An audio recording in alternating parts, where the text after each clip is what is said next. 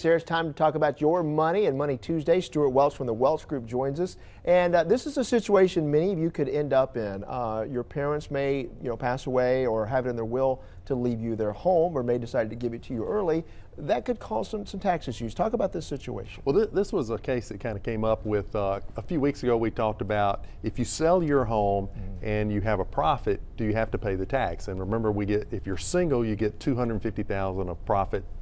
You don't have to pay tax on. If you're married, it's $500,000 of profit that's excluded. No capital gains tax if it's that much if you're a couple. That's exactly right. And so these were parents talking about leaving the house to their children. They said, can the children use that rule to avoid the tax? And the answer is no, they can't. But they don't have to, because there's another rule. Okay. And the rule is when you die, you get what's called a stepped up cost basis on all of your assets. So what they do is they come in on the date of death and they revalue the assets to the market value that day, which means if I'm the child, I can turn around and sell the house and not pay any tax on it. Wow, okay. And talk about this though, because it may not just necessarily be a house, or maybe some land they own, right? Or a condo. Yeah, it could be. So it's literally all assets, whether it's stocks or whether it's real estate, whatever that is. It's a really important point, Mike, because what we'll see is a lot of times parents will say, I want to go ahead and give them this piece of property during my lifetime. You're saying big mistake. It's a big mistake, because if they give them the property at that gift, the children also get that lower tax basis. So then if they turn around and sell it, they're going to have to pay the tax. If they wait and inherit it, then they're going to get that stepped up basis and they don't have to pay the tax. So you want to be really careful.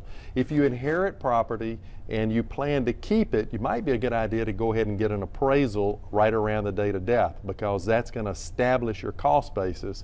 If you keep it and sell it 10 years later, the gain from the date of death to the date of the sale, that is on you. You have to pay the tax on that, but you want to be sure you establish that basis. Well, that is a great tip, because I know a lot of people are going to be dealing with that situation as our parents get older, and I'm certainly dealing with that in my situation. All right, I got to ask you real quick, because I think we have a little time here. Okay. The Keystone Pipeline could get voted through. How is that going to impact the markets, do you think, if it does? Well, you talk about the stock market. I think it's probably positive for the stock market. Certainly, I can't imagine that would be negative. It is going to create jobs. There's a big argument whether those jobs are temporary. I suggest that there's a big job improvement in the beginning. As it gets completed, the jobs begin to, maybe not as many, but there's still a ripple effect of jobs that are going to stay around that pipeline. And then the other argument, I think, is once it hits the Gulf, is it all going to go overseas? I say the U.S., they're going to buy oil. They're still importing oil. If it's cheaper, they're going to buy it right there. But some of that's surely going to go overseas. All right, Stewart, thanks a lot. Appreciate it. Okay, Some good Mike. tips.